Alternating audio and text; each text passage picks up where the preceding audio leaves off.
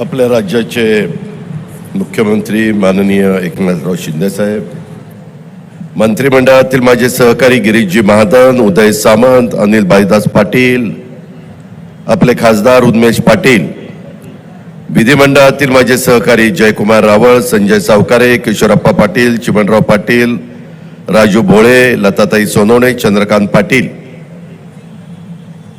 तसंच वरिष्ठ अधिकारी बीजी शेलार, राधाकृष्ण गमे, आयुष प्रसाद, एम राजकुमार, तसंच माजी आमदार दिलीप वाघ, रवींद्र नाना पाटील, योगेश देसले, बंगालसिंह चितोडिया, ज्ञानेश्वर महाजन, उमेश नेमाडे, हर्षल पाटील, भारतीय जनता पक्ष, शिवसेना आणि राष्ट्रवादी काँग्रेस पक्ष आणि इतर पण राजकीय पक्षाचे उपस्थित असणारे सर्व सन्माननीय पदाधिकारी, माझ्या जळगाव जिल्ह्यातून आलेले शासन आपल्या दारीच्या कार्यक्रमाचे सर्व लाभार्थी,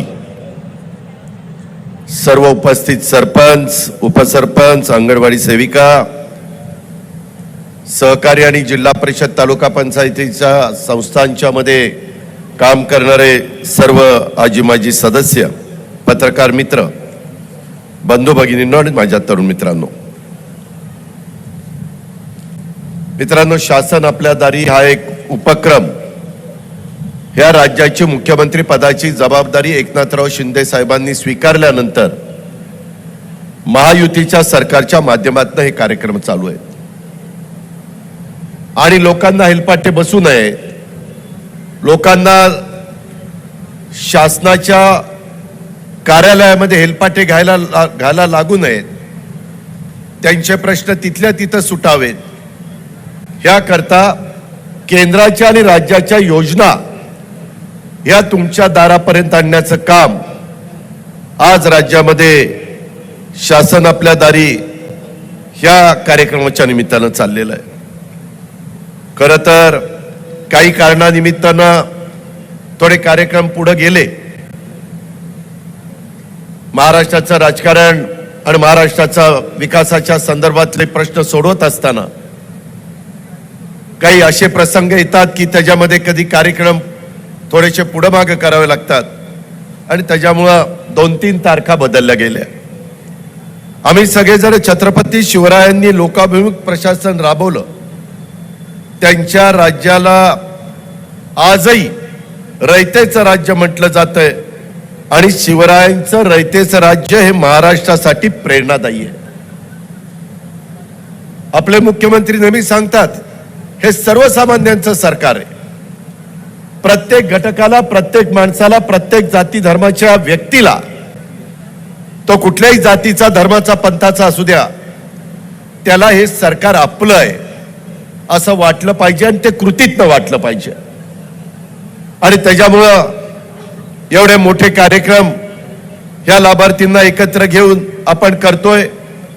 आपल्या जळगाव जिल्ह्यामध्ये संत मुक्ताबाईंची समाधी, स्वातंत्र्य सेनानी साने गुरुजींची ही कर्मभूमी म्हणून ओळखली जाते महाराष्ट्रात आणि कवयित्री बहिणाबाई चौधरींची जन्मभूमी आहे. अशा या महान विभूतींच्या भूमीत शासन आपल्या दारी हा कार्यक्रमाला येताना माझ्यासारख्याला पण मनापासूनचं समाधान मिळतंय. मी येताना आम्ही हेलिकॉप्टरने एका ठिकाणी उतरलो आणि गाडीतनं येत होतो, त्यावेळेस चर्चा करत होतो, मुख्यमंत्री, मी, गिरीश महाजन, आम्ही सगळेजण. महाराष्ट्रात 36 जिल्हे आहेत. सगळ्यात जास्त ठिबकचा वापर करणारा जिल्हा हा जर महाराष्ट्रात कुठला आहे तर तो तुमचा माझा जळगाव जिल्हा आहे. त्याबद्दल इथल्या शेतकऱ्यांचं मी कौतुक करतो, अभिनंदन करतो. आधुनिक पद्धतीनं आपल्या बापदादांनी, आपल्या खापर पंजोबा, आजोबा, आपल्या वडिलांनी, चुलत्यांनी, सगळ्यांनी जुन्या पद्धतीनं शेती केली.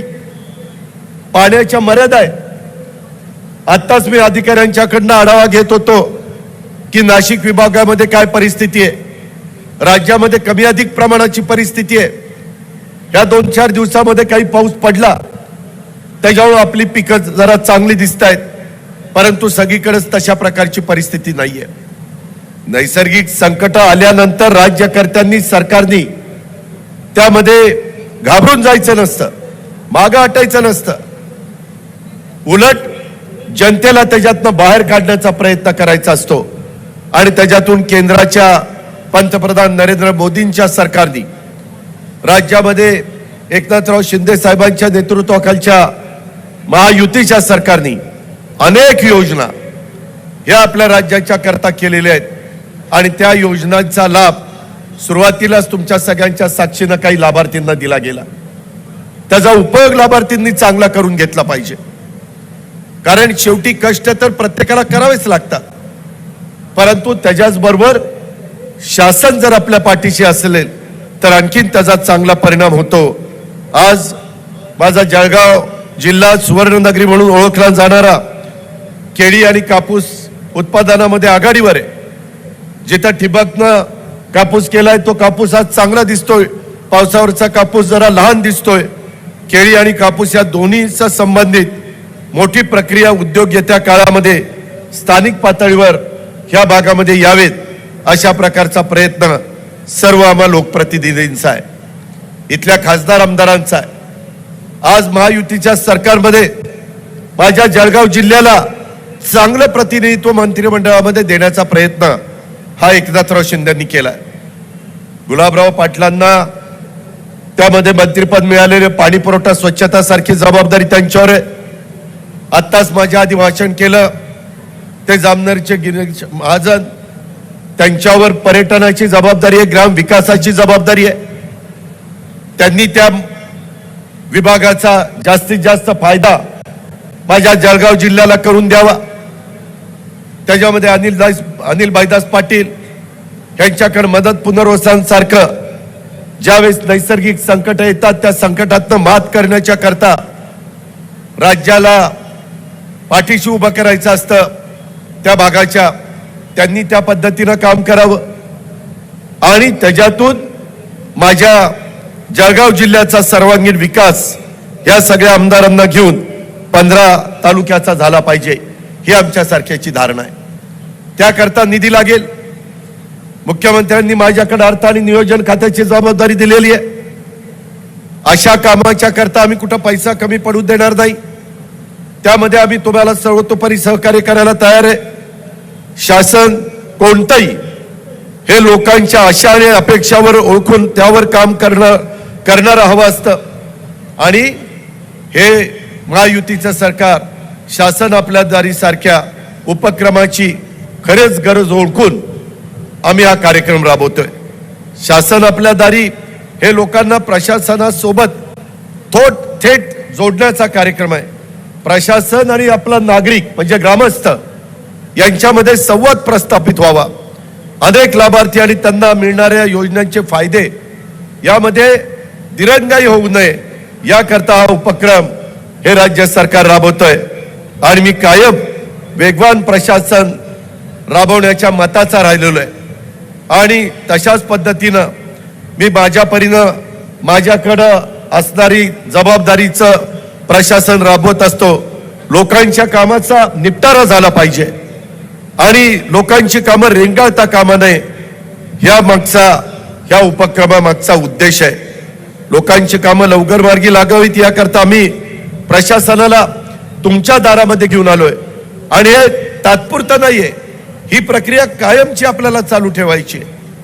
मला विभागीय आयुक्त, कलेक्टर आणि सीओ सगळ्या अधिकाऱ्यांना सांगायचंय की या बाबतीमध्ये सतत आपण सगळ्यांनी सतर्क राहायला पाहिजे आणि जनतेच्या आणि लाभार्थ्यांच्या मनामध्ये एक विश्वास निर्माण करण्याचं काम केलं पाहिजे.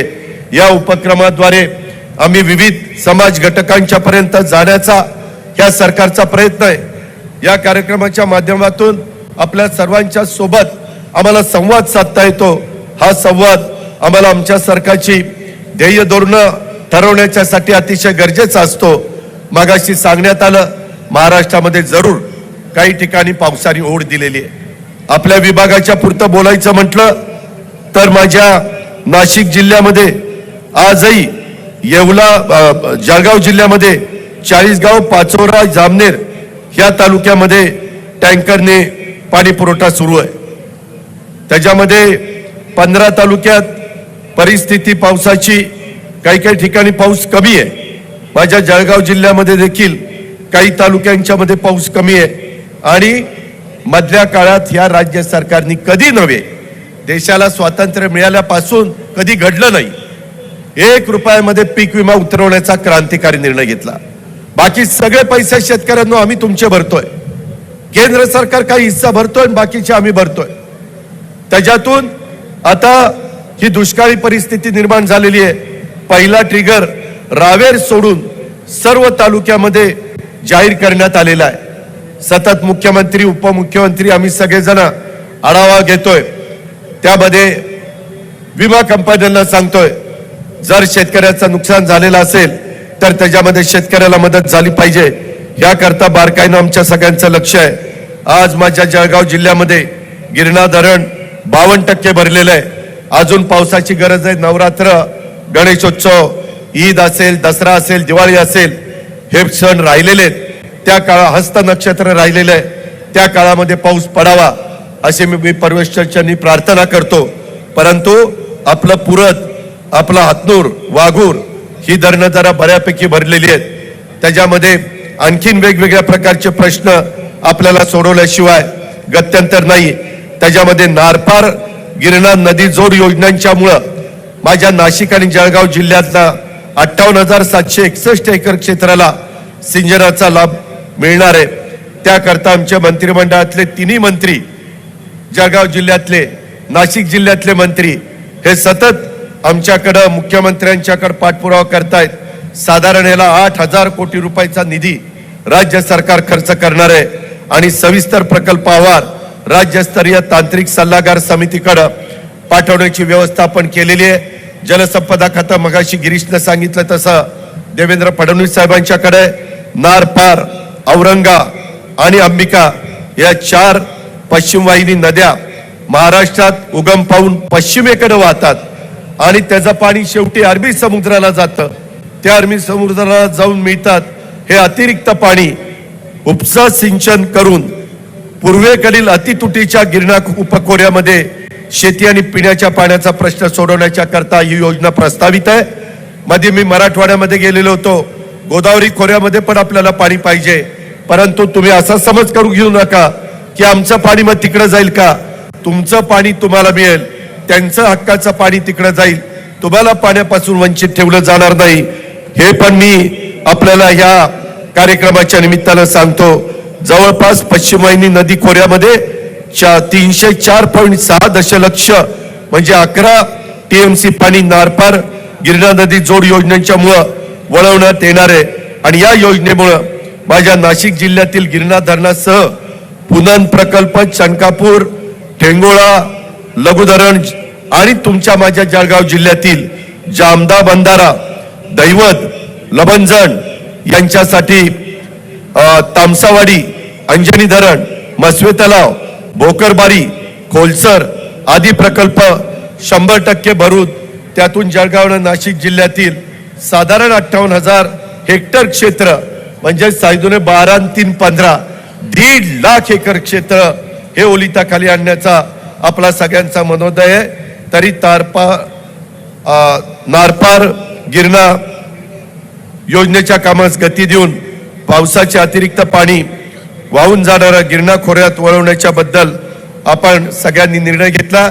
मुख्यमंत्र्यांनी मागच्या कॅबिनेटमध्येच त्याच्यामध्ये सांगितलं की या कामाकरता आपण निधी कमी पडू द्यायचा नाही. तसंच निम्न तापी प्रकल्प पाडळसे, तालुका अंमळनेर याही कामाला मधल्या काळामध्ये आपण गती देण्याचा निर्णय घेतलेला आहे. त्याही संदर्भामध्ये आम्ही निधीची कुठं कमतरता पडून देणार नाही. मित्रांनो, तुम्हाला वाटत असेल की माझ्यासारखा कार्यकर्ता आज या महायुतीच्या सरकारमध्ये का आला. मी निव्वळ लोकांची कामं होण्याच्या करता, हे आपले प्रश्न मार्गी लागण्याच्या करता. आज देशामध्ये नरेंद्र मोदी साहेबांच्या सारखं दुसरं नेतृत्व नाहीये. आज G20चा कार्यक्रम झाला.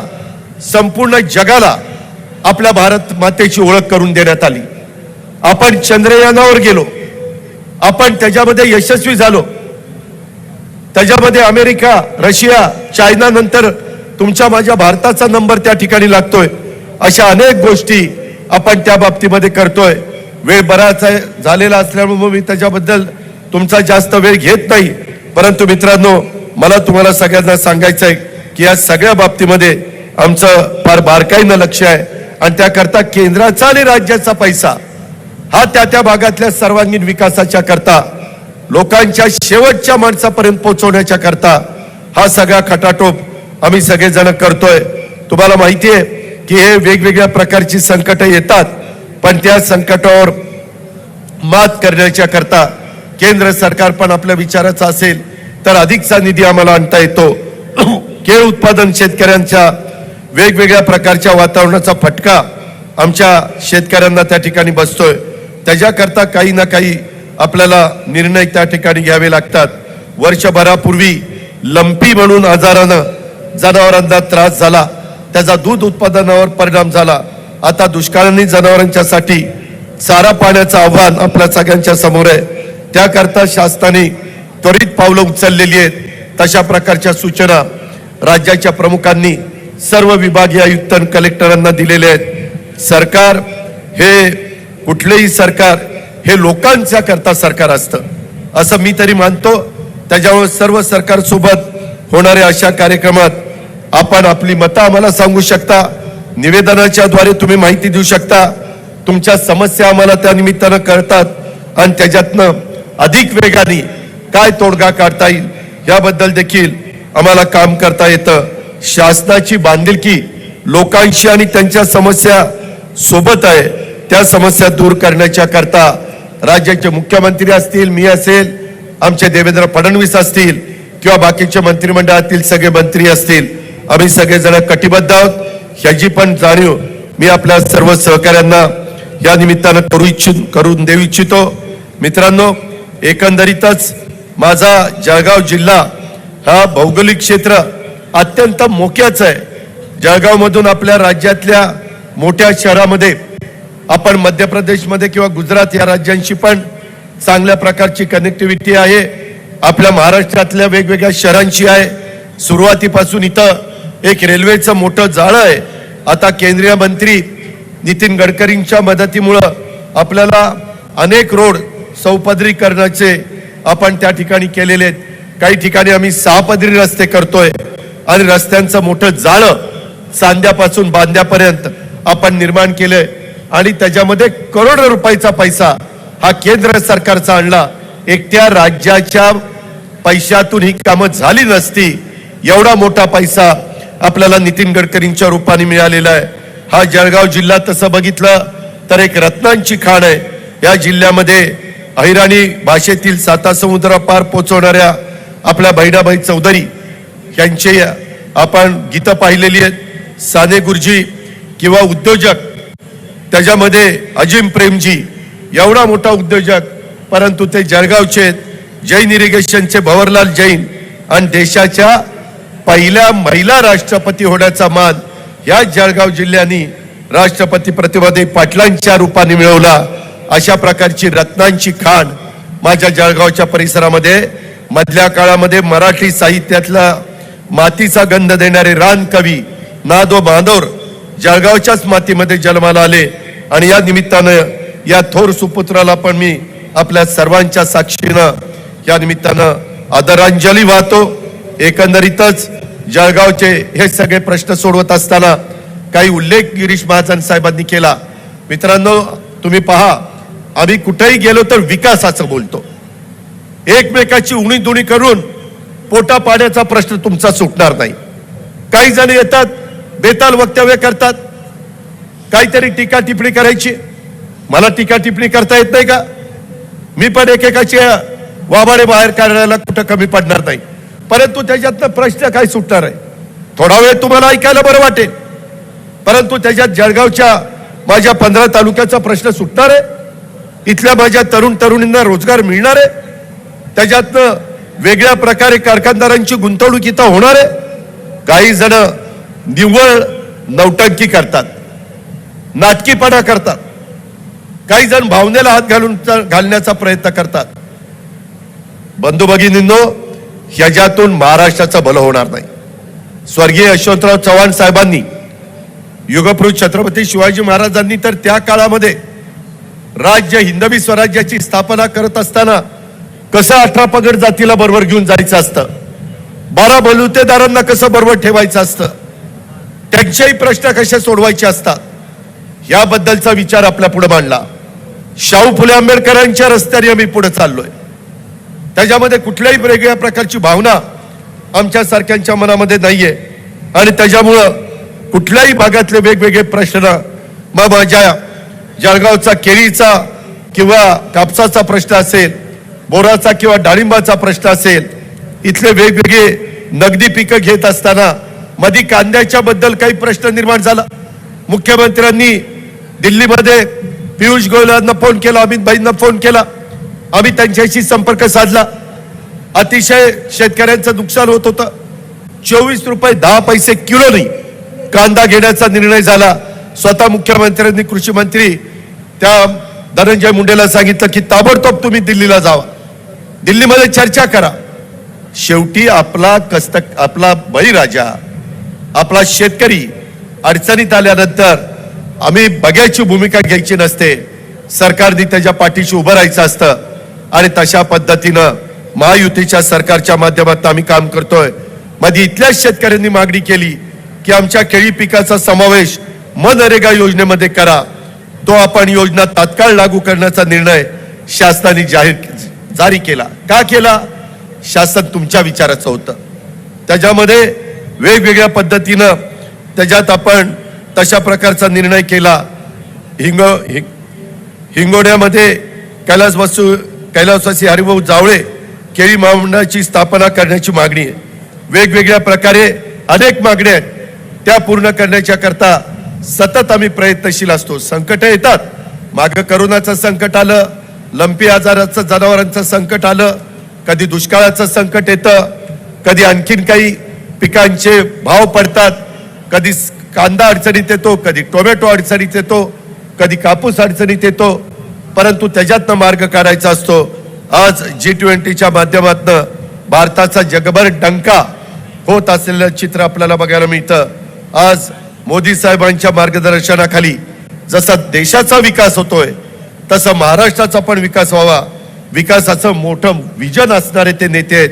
आपल्या देशाचे प्रधानमंत्री मोदी साहेबांच्या मार्गदर्शनाखाली महाराष्ट्राचा विकास करण्याच्या करता हे महायुतीचं सरकार कटिबद्ध आहे आणि त्यांच्या दूरच्या दृष्टीतनं अत्यंत वेगाने देशाचा विकास होत असताना केंद्र सरकारच्या मदतीनं आपल्या महाराष्ट्राची पण विकासाची गाडी अधिक भरधाव वेगाने कशी जाईल याबद्दलचा आमचा सगळ्यांचा प्रयत्न आहे.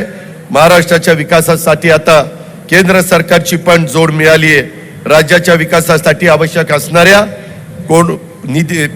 निधीची कोणतीच कमतरता आपल्याला आम्ही कमी पडू देणार नाही, भासू देणार नाही. वन नेशन वन इलेक्शन, जसं वन नेशन वन टॅक्स असा एक कल्पना पुढे आली तशा पद्धतीनं ही कल्पना पुढे आलेली आहे.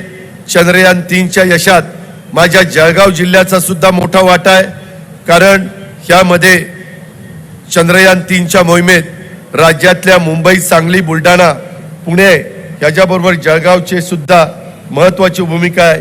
ही आपल्या दृष्टीने अतिशय अभिमानाची बाब आहे, कारण जळगावमध्ये चंद्रयान 3 साठी आवश्यक असणारे HD नोझल तयार करण्यात आले. म्हणजेच हा आपल्या जळगावचा आणि महाराष्ट्राचा आणि इथल्या मातीचा गौरव आहे. हे पण मला ह्या कार्यक्रमाच्या निमित्तानं आवर्जून सांगायचं आहे. भारतानं आता सूर्ययान सुद्धा यशस्वीपणे झेपावलेलं आहे. $1 ट्रिलियन अर्थव्यवस्था आपल्याला महाराष्ट्राची करायची आहे. त्याच्यातनं रोजगार निर्माण होणार आहे, त्याच्यातनं कृषीला चालना मिळणार आहे, त्याच्यातनं मोठी गुंतवणूक तुमच्या माझ्या महाराष्ट्रामध्ये येणार आहे. ह्या पद्धतीचं काम आपल्या सगळ्यांचं चाललंय. मित्रांनो, मगाशी बोलत असताना काही वेगळे प्रसंग येतात. आज मराठा आरक्षणाचा मुद्दा आपल्या महाराष्ट्रामध्ये पुढे आलेला आहे. त्या संदर्भामध्ये कालच मुख्यमंत्र्यांनी सह्याद्रीला जेवढे राजकीय पक्ष आहेत त्या सगळ्या प्रमुखांना बोलवलं, चर्चा केली. आम्हालाही कळतं राज्यकारभार करत असताना शेवटी सगळ्यांना विश्वासामध्ये घेऊन चर्चा करून मार्ग काढायचा असतो आणि त्याच्यातून काही निर्णय काल घेण्यात आलेले. त्या निर्णयामध्ये साधारण तिथं जो लाठीचार्ज झाला त्याच्यामध्ये DYSPला निलंबित करण्यात आलं, 3 अधिकारी अजून निलंबित केले.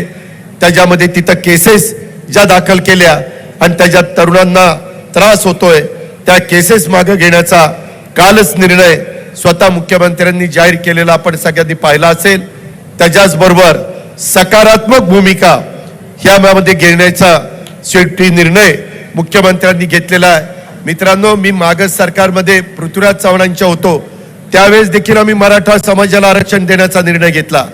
मुस्लिम समाजाला 5% आरक्षण दिलं, परंतु दुर्दैवाने तो निर्णय हायकोर्टात टिकला नाही. त्याच्यानंतर देवेंद्रजी यांचं सरकार आलं, त्यांनी पुन्हा निर्णय घेतला. त्या निर्णयामध्ये एकनाथराव शिंदे पण मंत्रिमंडळात होते. त्यावेळेस तो निर्णय सुप्रीम कोर्टामध्ये टिकला नाही, हायकोर्टात टिकला. असं पण होता कामा नये, म्हणून कोर्टामध्ये देखील निर्णय टिकावा. आणि मी जळगावच्या सभेच्या निमित्तानं महाराष्ट्रातल्या जनतेला मुख्यमंत्र्यांच्या साक्षीनं सांगतो, हा आरक्षण देत असताना आता मागासवर्गीय किंवा आदिवासी, एनटीचं, भटक्यांचं आणि ओबीसीचं यांच्या आरक्षणाला कुठेही धक्का न लावता ह्याच्यातनं आपल्याला मार्ग काढायचा आहे. काही जण वेगळे राजकारण करतायत, दिशाभूल करतायत, लोकांना चुकीचं सांगण्याचा प्रयत्न करतायत. मला आपल्याला सगळ्यांना सांगायचंय, सगळ्यांना न्याय मिळाला पाहिजे, कुणावर अन्याय होता कामा नये. इतर पण वेगवेगळ्या प्रकारची आरक्षणाच्या मागण्या आहेत, परंतु ही आरक्षण देत असताना त्या समाजातल्या गरीबाला, त्या समाजातल्या दुर्बल माणसाला आणि त्यांच्या कुटुंबाला हे कसं आरक्षण मिळेल याच करता आमचा सगळ्यांचा प्रयत्न हा चाललेला आहे. कुणी लाठी हल्ल्याचा, लाठीचार्जचा समर्थन करणार नाही, ती चूकच होती. स्वतः गृहमंत्री देवेंद्र फडणवीसांनी माफी मागितली. वास्तविक तसा त्यांचा संबंध नव्हता, तिथल्या अधिकाऱ्यांची चूक होती. परंतु एकमेकावर टोलवाटोलवी करून चालत नाही. शेवटी समाज आपला आहे, लोक आपली आहेत, राज्य आपलं आहे, हीच आपली भावना आहे. आणि निजामशाहीच्या काळामध्ये ज्यांचं पूर्वीचं रेकॉर्ड हे कुणबी असेल ते पण मुख्यमंत्र्यांनी जाहीर केलंय. ते रेकॉर्ड जर कुणी जुनं दाखवलं तर त्यांना कुणबीचा दाखला मिळेल, अशाही प्रकारचा निर्णय घेतला. अशा पद्धतीचं काम ह्या महायुतीच्या सरकारचं चाललेलं आहे. अजूनही वेगवेगळ्या प्रकारे आपल्याला नेहमीच कामाच्या करता एकमेकाला भेटायचंय. आपण एकमेकांच्या मध्ये जातीय सलोखा ठेवा, कुठेही एकमेकांमध्ये अंतर पडून देऊ नका. आणि ह्या महायुतीच्या सरकारचा आणि केंद्र सरकार नरेंद्र मोदी साहेबांच्या सरकारचा जास्तीत जास्त फायदा आपल्या गावाला, तालुक्याला, आपल्या जिल्ह्याला आणि आपल्या राज्याला कसा होईल याकरता आपण सगळेजण एकमेकाला साथ देऊया, हीच अपेक्षा आणि हीच विनंती मी आपल्या सर्व सहकारी मित्रांना ह्या शासन आपल्या दारी कार्यक्रमाच्या निमित्तानं करतो. आज हा कार्यक्रम उत्तम पद्धतीनं